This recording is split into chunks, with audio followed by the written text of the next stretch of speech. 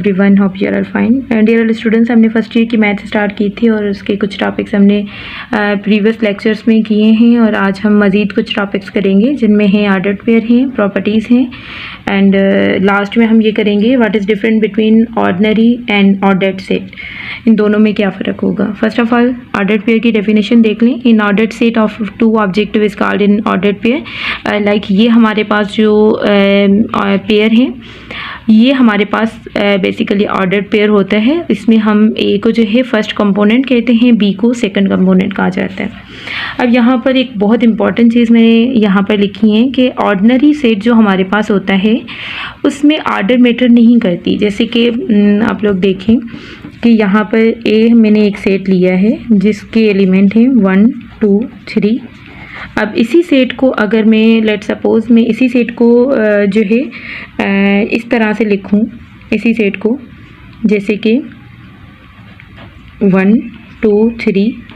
अब वो जो है लेट सपोज़ यहाँ पर मैंने 2 और 1 की आर्डर चेंज कर दी एंड यहाँ पर फिर मैं 3 और 2 की आर्डर चेंज कर रही हूँ। तो ये बेसिकली तीनों सेट जो हैं वो सेम है। ऑर्डर्ड पेयर में जो है ऑर्डर मैटर नहीं करेगी। आप इनकी आर्डर चेंज कर लें, जिस तरह से मैंने इनकी आर्डर चेंज की फिर मज़ीद मैंने आर्डर चेंज की, इट डज़ नॉट मैटर, ये वही सेट रहेगा। अब इसमें ये है कि जैसे कि यहाँ प्रॉपर्टीज़ में आप देखें कि हमारे पास जो है ये फर्स्ट ऑर्डर पेयर हैं और ये भी हमारे पास अगर लेट सपोज़ ए बी हैं तो वो बी ए के इक्वल नहीं होगा। तब तक नहीं होगा अगर वहाँ पर ए बी के इक्वल हैं। लेट सपोज़ यहाँ पर भी 2 हैं, यहाँ पर भी 2 हैं, तो फिर तो जाहिर है वो ए बी के इक्वल होगा। बट अगर इस तरह का कोई सीन नहीं है तो ये मतलब जो है प्रॉपर्टी होल्ड नहीं कर सकती। ठीक है, ये इक्वलिटी मतलब इसमें जो है होल्ड नहीं करेगी ऑर्डर्ड पेयर में। सेकंड प्रॉपर्टी के अकॉर्डिंगली ये है कि ए बी 0 के इक्वल तब होगा इफ़ एंड ओनली इफ जब ए भी 0 के इक्वल हो और बी भी 0 के इक्वल हो। लास्ट वन प्रॉपर्टी में ये होगा थर्ड में कि A B equal C D इस कंडीशन में होगा कि जबकि ए जो है वो सी के इक्वल हो और जो बी है वो डी के इक्वल हो। तो इस तरह की अगर कंडीशन होल्ड करता है तो उस सेट को हम मतलब उस प्रॉपर्टी को हम इस तरह से होल्ड कर सकते हैं। यहाँ पर ए बी सी डी की जगह पे आप कोई भी नंबर ले लें जो इस कंडीशन को होल्ड करें, तो देन हम इसको जो है इस तरह से कह सकते हैं। ठीक है, अब ऑर्डर्ड पेयर और ऑर्डिनरी सेट में, ordered set and ordinary set में क्या डिफरेंट होगा। First of all ordinary set जो है हमारे पास, उसको हम ऑर्डिनरी सेट को जो है फर्स्ट डे तो ये हैं जो मेजर मतलब जो हैं डिफरेंट वही मैं लिख रही हूँ।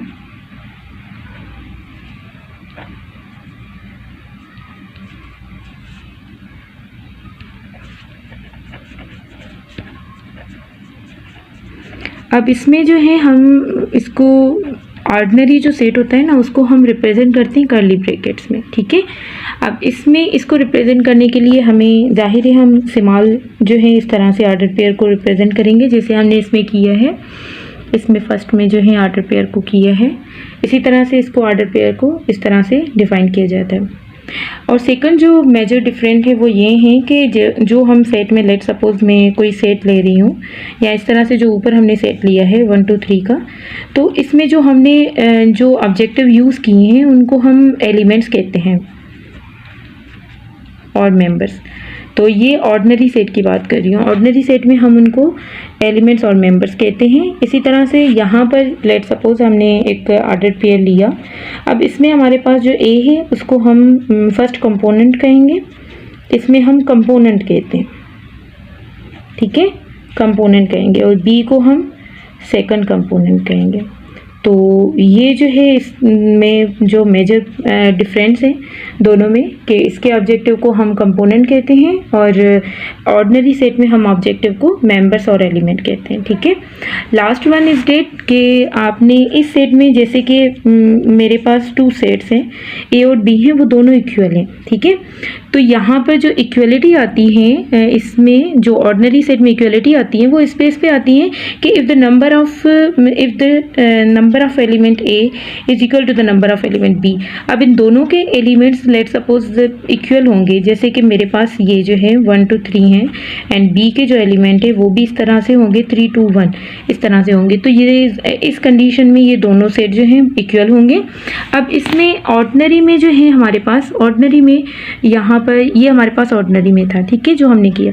अब ऑर्डर्ड सेट में ये हमारे पास इस तरह से होगा कि लेट सपोज ए बी जो हैं वो इक्वल सी डी तब होगा जब इसमें ये होगा कि ए सी के इक्वल हो और बी डी के इक्वल हो।